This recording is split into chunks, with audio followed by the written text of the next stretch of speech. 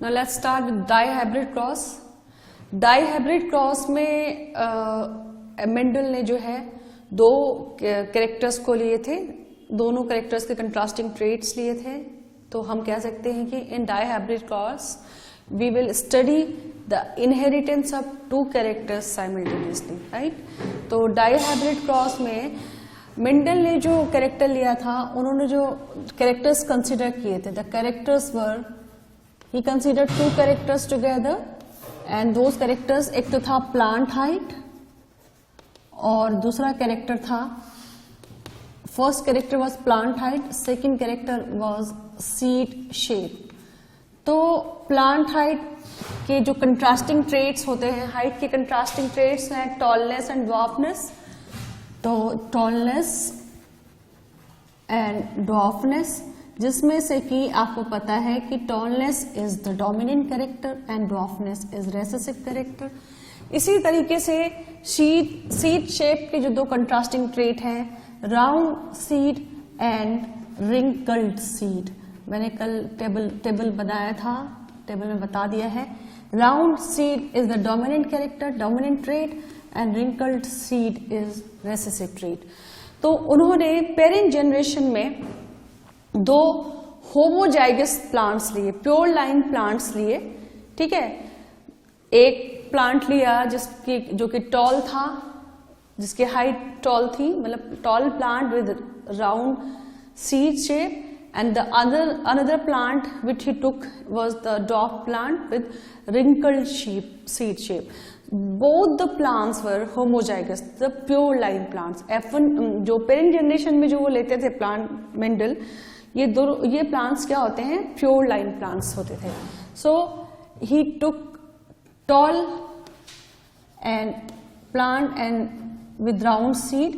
तो इसका अगर हम जीनोटाइप देखेंगे तो इसका जीनोटाइप होगा capital T, capital T, capital R, right. अभी ये this he took as a male plant, right. And the another plant which he took was dwarf and wrinkled, dwarf plant with wrinkled seed. तो इसका genotype अगर आप देखोगे small T, small R, right. So this represents the P generation or the parent generation. इसके बाद क्या होता है, पेरेंट जनरेशन के बाद पहले क्या होगा, हर parent plant it will produce germ cells और गैमीट्स. अब गैमीट्स में क्या होता है, नंबर ऑफ क्रोमोसोम जो है वो रिड्यूस हो जाएंगे. तो जो ये प्लांट की अगर प्लॉइडी देखेंगे तो ये डिप्लॉयड होंगे, प्लांट क्या होंगे, डिप्लॉयड होंगे. तो this plant, the plant with tall height and round seed, he considered the plant as male plant, and the plant with dwarf shoots and the wrinkled seed, he considered them as the female plant. Now he obtained the gametes. अब हमने देखा, हमने पढ़ा है कि homozygous plants जो होते हैं, मैंने लास्ट लेक्चर में बताया था, homozygous plants they always produce single type of gamete. तो ये जो है दोनों एक तरीके के ही गैमेट प्रोड्यूस करेंगे, टी कैपिटल, जिसमें कि हाफ ऑफ जो है क्रोमोसोम आएंगे और एक एक एलील आएगा. एक एलील हाइट का टॉलनेस का आया, एक एलील राउंड शेप का आया, एक एलील ड्वार्फनेस का आया और एक एलील जो है रिंकल्ड सीड का, right. Small T, small R. अब दीज आर गैमेट्स, ठीक है. ये गैमेट्स हैं, दे आर हैप्लॉयड. तो ये दोनों गैमेट्स हैं, हैप्लॉयड है. अब इनके बीच में क्या हुआ, फ्यूजन हुआ, और फ्यूजन होने के बाद they produce a plant, which the plant will be hybrid plant, right. तो जो प्लांट प्रोड्यूस हुआ उसमें capital T, small T, capital R, small R, चारों एलील प्रेजेंट थे. और ये प्लांट था, this was heterozygous tall and round plant. तो this was heterozygous tall and round plant, and this represents the F1 generation. ये जो है plant F1 generation का है। F1 stands for first filial generation, filial mean offspring. अच्छा, अब ये क्या होता है कि अगर अब हम इनके बीच में सेल्फिंग कराएंगे, सेकेंड जनरेशन के प्लांट्स को देखने के लिए क्या करते हैं, F1 जनरेशन के प्लांट्स में सेल्फिंग कराई जाती है। सेल्फिंग कराएंगे तो अब आप यहां देख रहे हो कि दिस इज हेट्रोजाइगस प्लांट, तो ये क्या होगा, अब number of gametes will be more than 1, एक से ज्यादा गैमेट होंगे। और अब एक प्लांट को मान लो हम सेल्फिंग करा रहे हैं, ठीक है, तो जेनेटिक कॉन्स्टिट्यूशन तो सेम है, capital T small t capital R small r। तो इसमें एक प्लांट को हम मेल प्लांट कंसिडर करेंगे और एक को हम फीमेल कंसिडर करेंगे, फीमेल प्लांट। अब ये भी क्या है, डिप्लॉयड है, ये दोनों, ये मेन प्लांट हो गया तो दे आर डिप्लॉयड, राइट। अब ये गैमीट प्रोड्यूस करेंगे। तो अब जैसे जैसे आपका जो है क्रॉस बढ़ता जाएगा, नंबर ऑफ कैरेक्टर जैसे जैसे हम ज्यादा लेकर के क्रॉसिंग करेंगे, वी नीड उतना ज्यादा क्रॉसिंग आपको बनाने में क्या होगा, it will be problematic. So there was a scientist Reginald C Punnett who gave a tabular representation, who gave a tabular summary of possible combinations of paternal alleles and maternal alleles to know the genotype of the offspring. So basically Punnett square is the visual representation of Mendelian heritance. तो हम साथ में Punnett square भी देखेंगे कि कैसे Punnett square के through we can get the possible combinations, we can know about the possible genotypes of the offsprings, right? तो अब पहले क्या होगा कि इसके जो है गैमेट्स देखेंगे। तो ये दोनों प्लांट, मेल प्लांट जो है और फीमेल प्लांट, ये दोनों हैं, दे will produce 4 type of gamete, right. 4 तरीके की गैमेट प्रोड्यूस होंगी, क्योंकि मैंने बताया है कि कोई भी कैरेक्टर किसी के साथ भी असॉर्ट हो सकता है, किसी के साथ भी ज्वाइन हो सकता है, राइट, असॉर्ट हो सकता है। जैसे कैपिटल T, अगर टॉलनेस प्लांट अगर टॉल है तो प्लांट में राउंड सीड भी हो सकती है और प्लांट में रिंकल सीड भी हो सकती है। टॉल प्लांट की बात मैं कर रही हूं। अगर प्लांट ड्वार्फ है तो ड्वार्फ प्लांट में भी राउंड सीड भी हो सकता है और ड्वार्फ प्लांट में रिंकल सीड भी हो सकता है। कैसे हो सकता है, क्योंकि गैमीट्स जो है वो रैंडमली सॉर्ट होंगे, राइट। तो अभी क्या होगा आप देखेंगे कि अब एक गैमेट फॉर्म कर रहे हैं, एक capital T capital R, capital T can form can combine with small r, small t can combine with capital R and small t with small r, right? तो ये 4 तरीके के गैमेट्स हुए। इसी तरीके से ये भी 4 तरीके के गैमेट प्रोड्यूस करेगा, capital T capital R capital T small r small t capital R and small t small r। अब ये चारों, एक 2 तरीका होता है to know the possible offsprings। एक तो ये है कि हम चारों को क्रॉस करें इस तरीके से, तो ये थोड़ा बहुत क्रॉस हो जाता है, ठीक है, it becomes very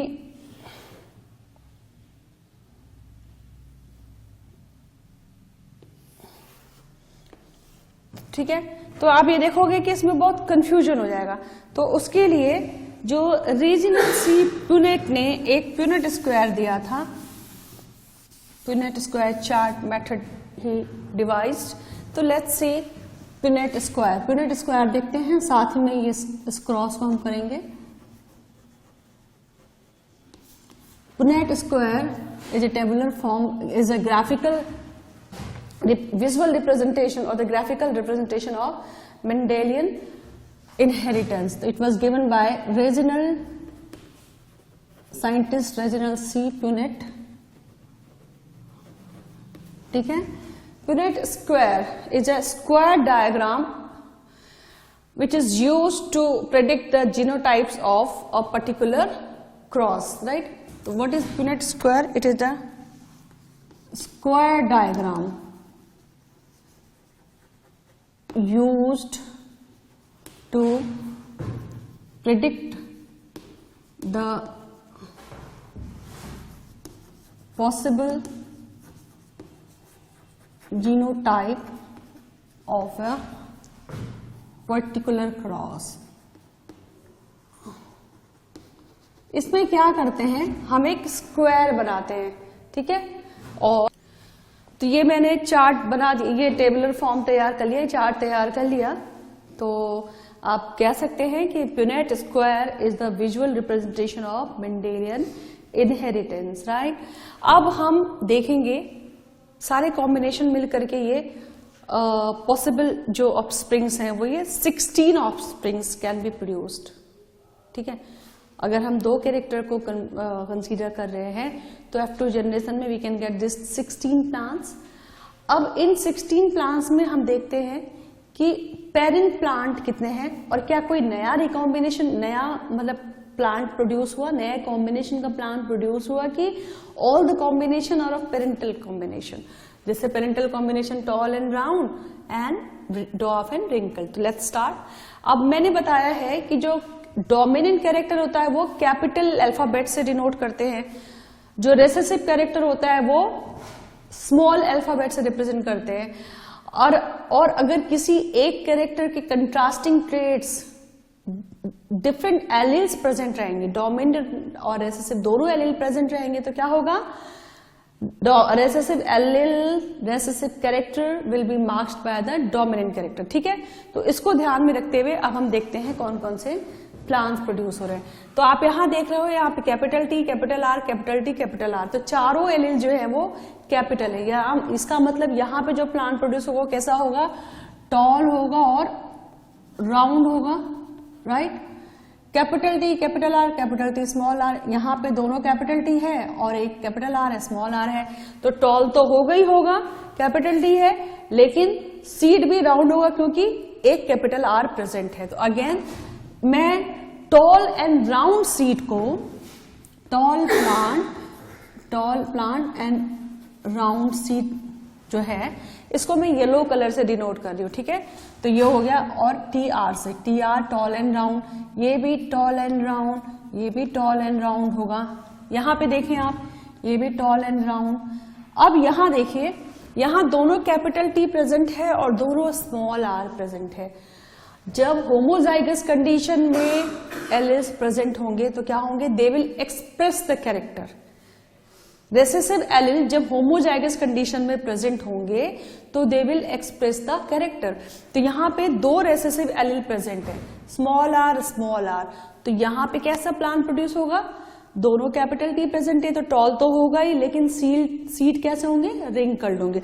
so here we will get a new combination and that is tall and wrinkled, right. ये टॉल एंड रिंकल्ड होगा।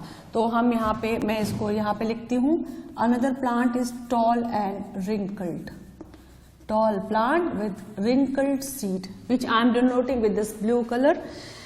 तो अब आप यहाँ देखें कि नाउ अगेन कैपिटल टी है और कैपिटल आर दोनों प्रेजेंट है, तो फिर ये क्या होगा, टॉल एंड राउंड होगा। यहाँ पे फिर दोनों कैपिटल, एक कैपिटल टी, एक स्मॉल टी और दोनों स्मॉल आर है, तो टॉल तो होगा, लेकिन again this will be wrinkled. So this is tall and wrinkled, TW, tall and wrinkled. यहां पे आप देखिए capital T, capital R present है, फिर बाकी देखना ही नहीं है, it will be tall and round. यहां again it will be tall and round. Now in this case both the small T R present, means the recessive alleles for the plant height are present. It means when the recessive alleles present in homozygous condition, then they will express their character trait.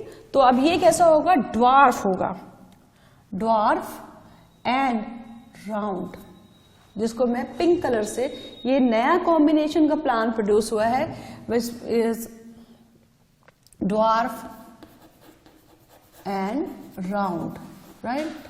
इसको कि मैं pink colour से denote कर रही हूं।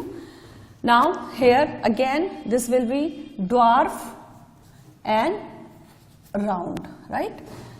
यहां देखिए, this will be tall and round, this will be tall and wrinkled, toll and wrinkled, right. ये कैसा होगा? Round, dwarf and round, again this will be dwarf and round, and this plant small t, small r, dwarf and wrinkled. So एक नया plant, एक जो parent generation का आया, पूरा पेरेंट कॉम्बिनेशन का आया, सिर्फ एक प्लांट आया रिसेसिव कैरेक्टर वाला, वो था ड्वार्फ एंड रिंकल्ड। तो अब आइए हम देखते हैं कि ये जो है, this is the phenotypic expression, phenotypic ratio of the plant. Actually right now we are discussing about the phenotype.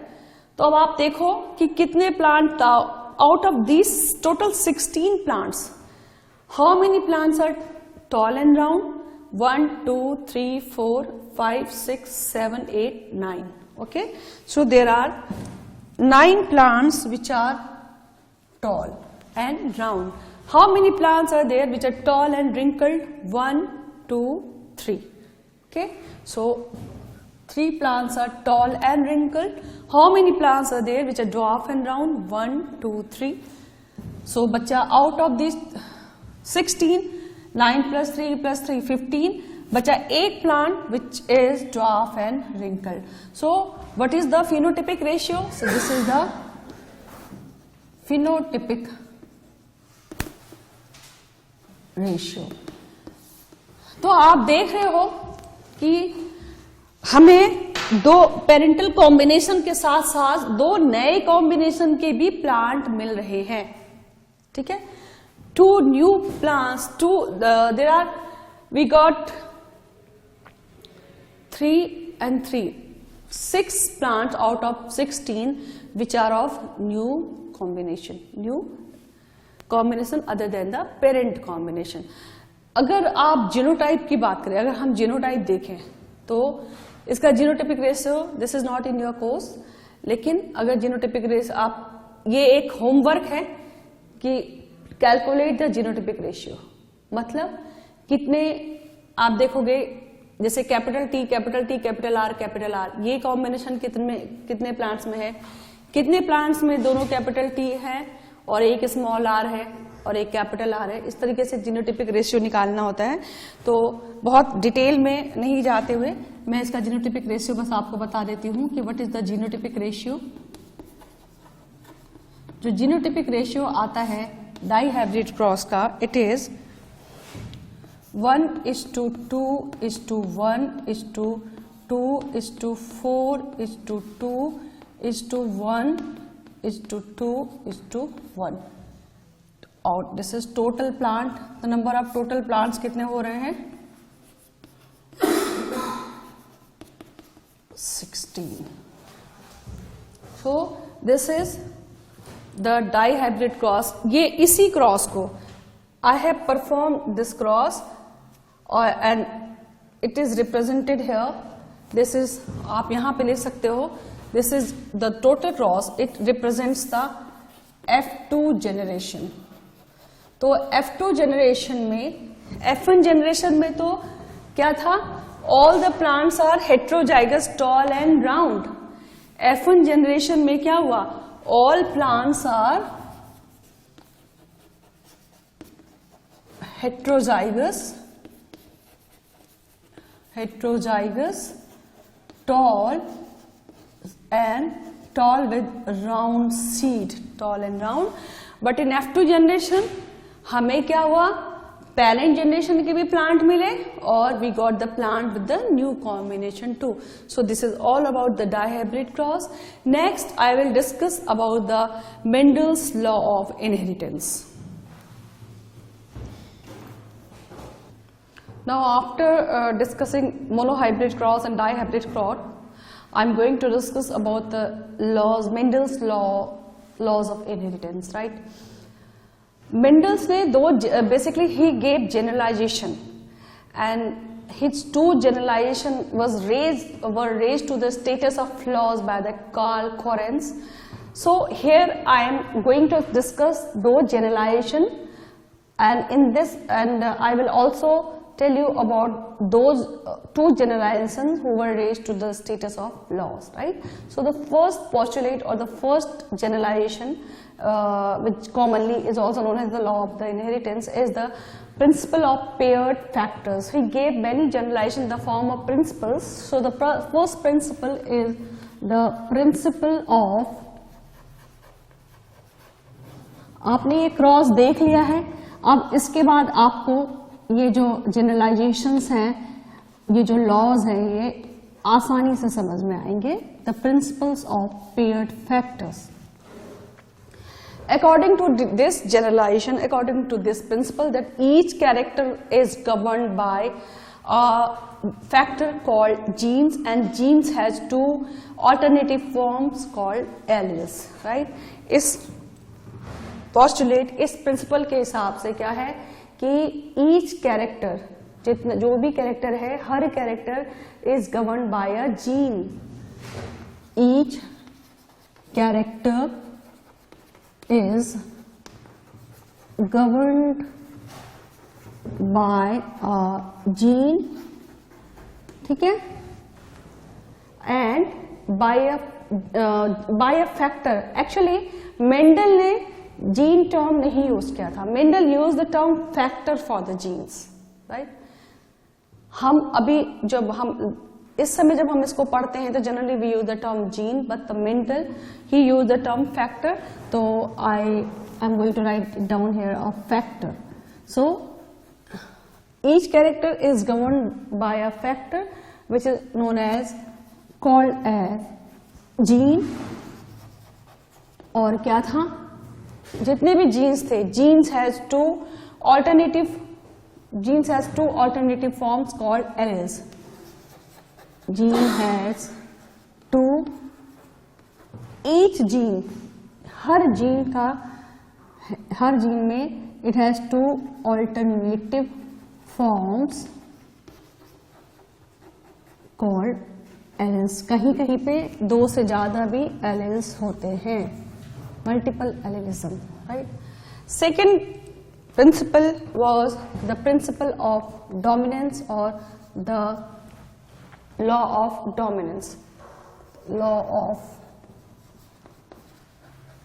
dominance. तो पहला तो प्रिंसिपल आपको समझ में आया. हमने देखा जब हम क्रॉस करते हैं तो कोई भी पेरेंट प्लांट लेते हैं, हर पेरेंट प्लांट में जो कैरेक्टर होता है वो पेयर्ड फॉर्म में प्रेजेंट होता है. मान लो हम टॉलनेस के कैरेक्टर को ले रहे हैं, तो tallness is represented by either two capital T's, or either if it is in pure line form. If it is in heterozygous form, then it is represented by one capital T and one small t, right? Law of dominance, इसमें क्या है कि जब एक मतलब दो homozygous individuals, they have one or more sets of the contrasting traits. One or more sets of contrasting traits मतलब characters. जैसे कि मोनोहाइब्रिड क्रॉस में हमने एक सेट ऑफ कंट्रास्टिंग कैरेक्टर देखा, कंट्रास्टिंग ट्रेट देखा. डाईहाइब्रिड क्रॉस में two set of contrasting characters देखते हैं. लेकिन किसी इंडिविजुअल में खाली एक या दो कैरेक्टर तो नहीं होते, तो बहुत सारे कैरेक्टर्स होते हैं. तो अभी फिलहाल हमने मेंडेलियन क्रॉस में क्या हुआ, मेंडेलियन इनहेरिटेंस में 2 या 3 कैरेक्टर्स को देखा.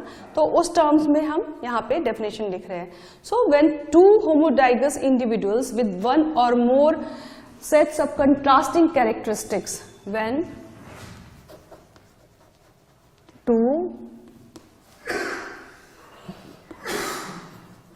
homozygous individuals with one or more sets of contrasting, ठीक है, one or more sets of contrasting characters are crossed. The characters that appear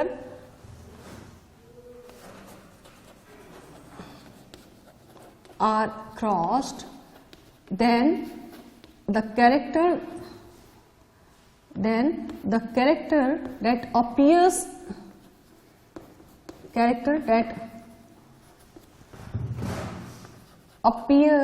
in F1 generation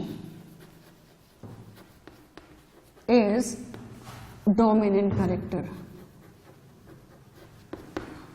ठीक है, तो this is known as the law of dominance, means कि जो character appear हो रहा है F1 जनरेशन में, जब दो प्योर लाइन प्लांट्स क्रॉस करते हैं, प्योर लाइन इंडिविजुअल्स के बीच में क्रॉसिंग कराते हैं, तो वी गेट हेटेरोजाइगस कंडीशन और hybrid offspring.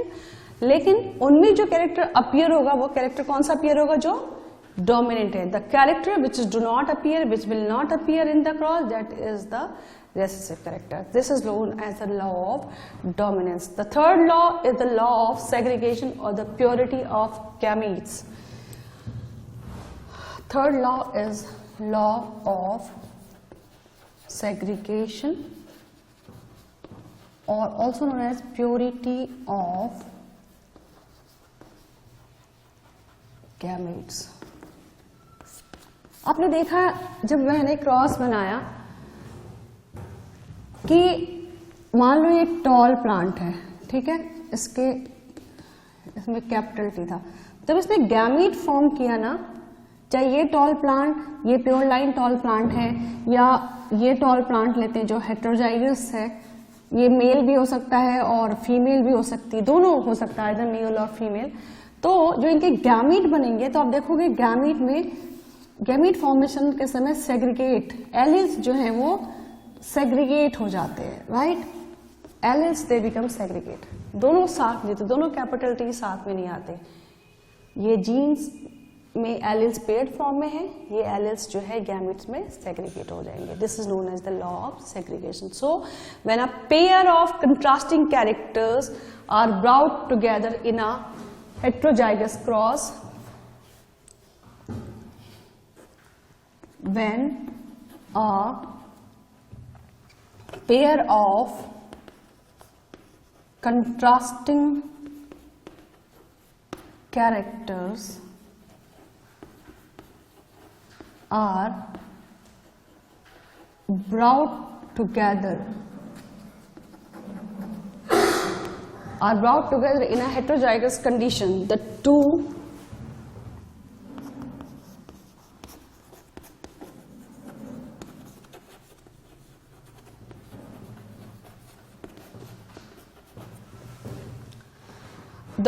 remains together without being contaminated. ठीक है, the two remains together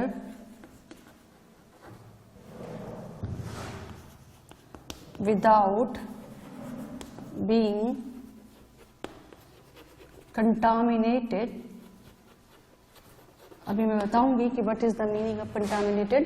But when gametes are formed from these two heterozygous plant, then they get separate. ठीक है, they get separate from each other. ठीक है, they get separate out from each other.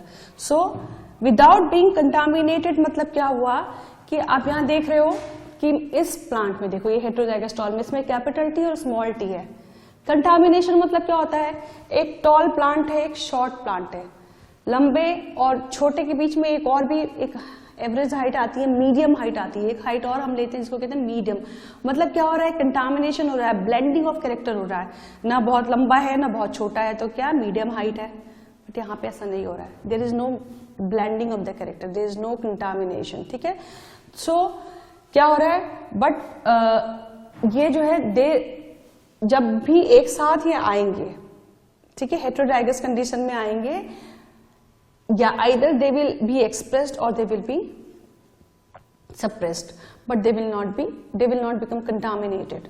ठीक है, but when gametes are form from them, the two separate out from each other.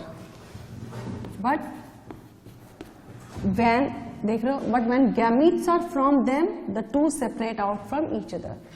जब इनसे gamete बन रहा है तो क्या हो रहा है? दोनों जो है एक दूसरे से अलग हो रहे हैं। So but when gametes are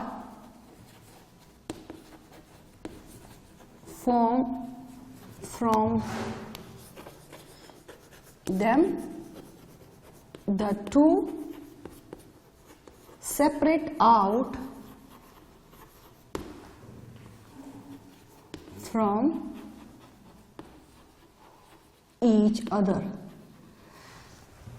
This is the laws of segregation, or law of segregation is also known as the first law of heredity.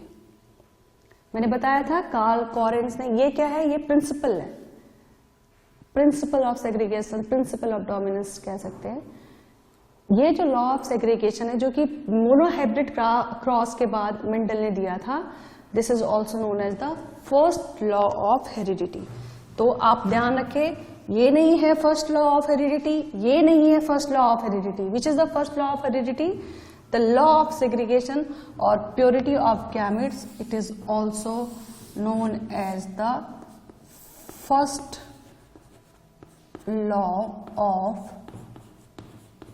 heredity, which was given by after the monohybrid cross. One very important law of inheritance is law of independent assortment. Law of independent assortment was given after the dihybrid cross. Law of independent assortment, एक अगर हम single character के cross को consider करके अगर जानने की कोशिश करेंगे तो हम नहीं समझ पाएंगे। लॉ ऑफ इंडिपेंडेंट असॉर्टमेंट में ये बताता है कि जैसे हमने देखा डायहाइब्रिड क्रॉस में कि दो पेरेंटल कॉम्बिनेशन के प्लांट्स के बीच में क्रॉस हुआ, लेकिन जो उनके ऑफस्प्रिंग्स आए वो 4 तरीके के थे। 2 तो पेरेंटल कॉम्बिनेशन हुए और 2 प्लांट ऐसे हुए जो नए कॉम्बिनेशन के थे। क्यों? क्योंकि जो गैमेट्स हैं they generally they are assort independently, alleles they assort independently. कोई भी एलिल किसी के साथ भी कंबाइन कर सकता है। टॉल प्लांट का जो एलील है, it can combine with the round seed, it can combine with the wrinkle seed. इसी तरीके से ड्वार्फ प्लांट जो है, ड्वार्फ प्लांट के जो एलील है, it can combine with round seed, it can combine with the wrinkle seed. पहले क्या था कि टॉल प्लांट के साथ सिर्फ राउंड सीड था और रिंकल प्लांट के साथ सिर्फ ड्वार्फ प्लांट के साथ सिर्फ रिंकल सीड था। लेकिन सिर्फ 2 तरीके के ही प्लांट्स नहीं प्रोड्यूस हो सकते कि टॉल प्लांट है तो उसका सीड राउंड ही होगा, ऐसा नहीं है। प्लांट अगर टॉल है तो उसका सीड रिंकल्ड भी हो सकता है। इसी तरीके से अगर ड्वार्फ प्लांट है तो उसका सीड जो है राउंड भी हो सकता है, सिर्फ रिंकल नहीं हो सकता। This is known as the independent assortment. मतलब कोई भी कैरेक्टर किसी में भी आ सकता है अगर वो कैरेक्टर पेरेंट्स में प्रेजेंट है। This is applicable to the human being also. हमारे में भी ये एप्लीकेबल है। कभी कभी क्या होता है, हमारे कुछ आप देखोगे कि बच्चों में एकदम से डिफरेंट कैरेक्टर आता है जो पेरेंट्स में दिखता नहीं है, लगता नहीं है कि ये मतलब ये कैसे है, मतलब पेरेंट्स में किसी में ये कैरेक्टर नहीं है। तो क्या होता है ना, कुछ कैरेक्टर 4 फादर्स के थ्रू बहुत प्रीवियस जनरेशन से हमारी बॉडी में एक्यूमुलेटेड रहते हैं और किसी एक जनरेशन में वो एक्सप्रेस हो जाते हैं। ठीक है, तो अगर कोई कैरेक्टर इनहेरिट हो रहा है तो it must be present in the either in the father और इन द मदर। सो लेकिन इसी तरीके यहीं पे ये बताना चाहते हैं कि इंडिपेंडेंट असॉर्टमेंट, इसीलिए मैं कह रही हूं कि it cannot be explained after monohybrid cross, it can be explained after dihybrid cross, क्योंकि जब हम एक से ज्यादा कैरेक्टर को कंसिडर करते हैं तब हम बता सकते हैं कि कोई भी कैरेक्टर किसी के साथ भी, कोई भी एलिल किसके साथ भी असॉर्ट हो सकता है। So this is known as law of independent assortment.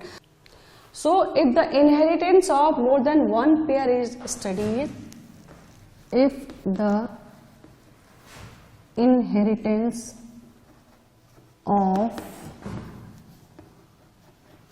more than 1 pair is studied simultaneously,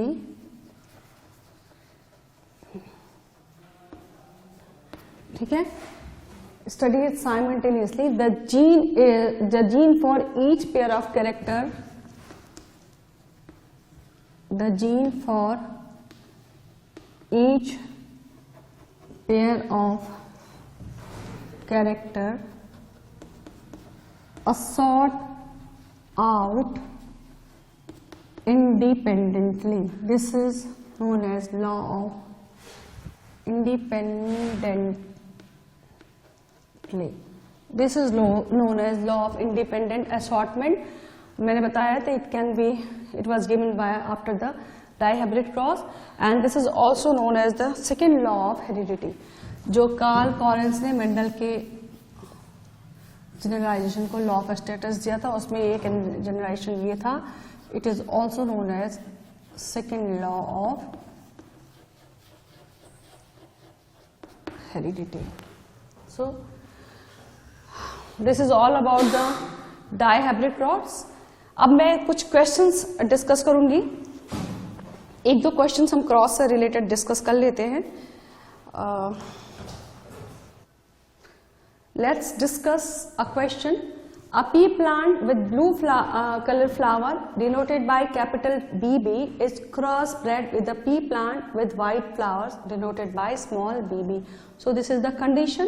Now let's see what are the questions asked over these conditions. First question is that what is the expected color of flower in F1 generation? तो पहले हम क्या करेंगे?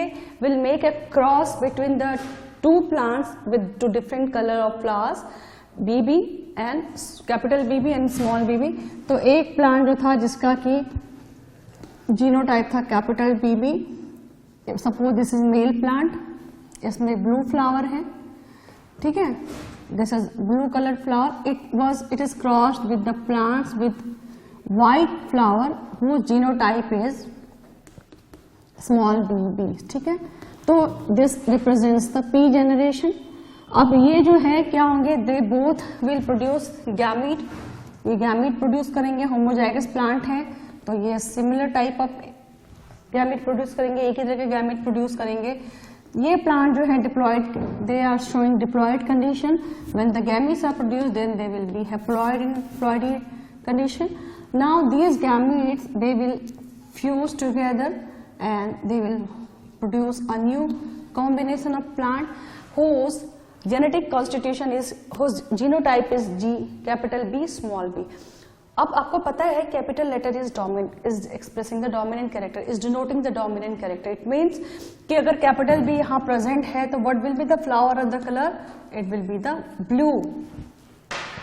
It will be blue. So this is representing the F1 generation.